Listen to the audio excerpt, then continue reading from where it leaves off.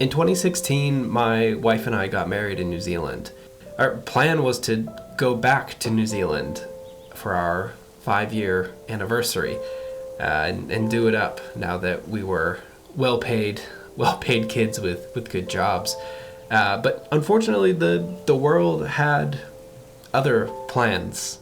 From 11:59 p.m. tonight, we will close our border to any non-residents and citizens attempting to travel here.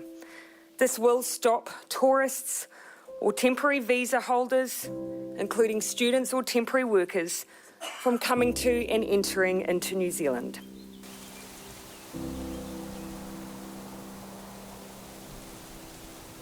I, like you watching this video, come to games for a lot of different reasons. I mean, games are my preferred media type these days. I don't really catch the latest TV series, and I honestly couldn't tell you the last time I saw a movie in theaters. I mean, I come to games for grandiose stories and novel worlds to explore. I think that it's a really inventive medium, and there's tons of people doing really unique, out there things, which I think is why it was all the more shocking to me when I sat down at my computer the other day to play through some of the games from an itch bundle, and I just found myself having this like emotional moment playing an Unreal Engine 5 demo of all things.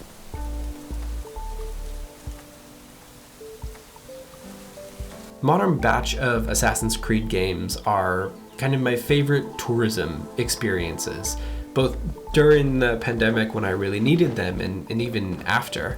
I mean, they are murder theme parks, and they have these truncated land masses that are mostly just filled with objects and pieces of culture as, props. But as a pure stereotypical vibes game, the vibes are great. And I've part of this realization about travel and everything is that I've started to come to terms with the fact that I'm probably never going to see the pyramids of Giza in person. And, it's pretty doubtful that I will be sailing the Aegean Sea with my trireme. But I can imagine what some of that feels like, what some of it looks like when I, stand atop the Sphinx as Bayek, or stand on the bow of my ship in Odyssey as Cassandra and see the spray swirling around. But the one that got me, I think, was in Valhalla. In AC Valhalla, one of the last DLCs that you can get, it takes you to the Isle of Skye. And Scotland was my first international trip. It was this wonderful trip that was a combination of terrible nervous anxiety of being in another country for the first time, mixed with this warm embrace of seeing something so familiar but so different with the people that I love. And there's just not words for what it was like to boot up AC Valhalla and see a miniature little medieval version of one of my favorite places in the world. I mean, I loaded it up, and the first thing I did was look for the Old Man of Storr, which was it's a rock formation on the Isle of Skye that 10 years ago I had hiked up to with a couple of my friends and my wife, and I found it. I found it in AC, and as you would not be surprised, this big landmark, turns out you climb all the way up to the top, you do the cool eagle vision situation, and I just sat up there on top of this huge rock formation that I had hiked to 10 years ago, and it was arresting. It was something that I have not felt in a video game before, and it stopped me in my tracks.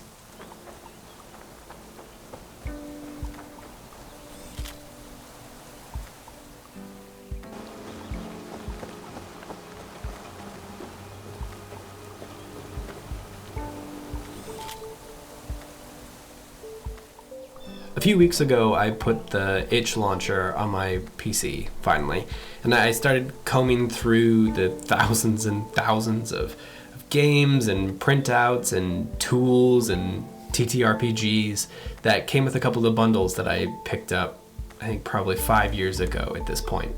I downloaded some classics, and then I grabbed a ton of unknowns on a whim to just, throw 15 minutes at and see what happens. One of the ones that I picked up, though, was just called Wakamarina Valley, New Zealand.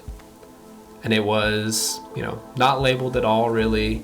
And it's just an Unreal 5 engine demo from 5 years ago, just by a user named Matt.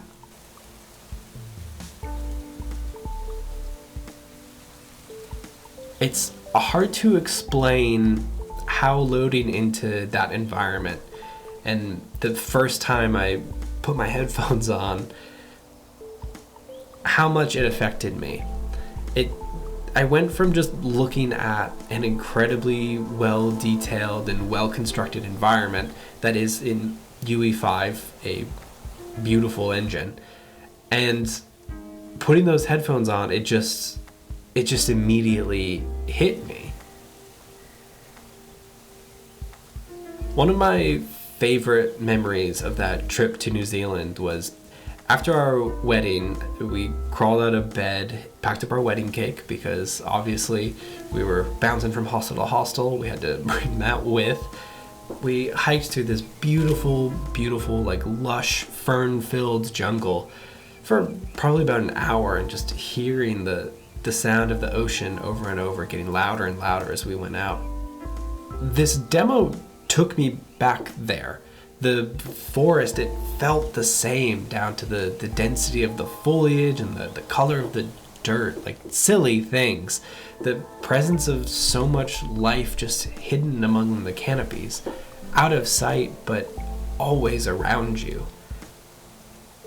There's another spot in the demo, a little tiny rocky peninsula of beach, that also reminded me of a serendipitous moment from when we were taking our wedding photos. We were standing there, just cheesing, having a grand old time, and then a speedboat packed with tourists trying to explore the Wanaka area by boat just gunned it past us, spraying water everywhere. We waved at them, they waved at us, and that was it. But there was this unfiltered joy just standing there by this digital river as I remembered this like weird thing that happened to us. Games have this incredible power to take us to places that couldn't and will not ever exist. But right now I'm just feeling really happy that I've found these places that do exist, even if, for now they just exist on my monitor. So if you have video game vacation spots, let me know down there. You know what to do. But until then, thanks for watching. We'll see you next time.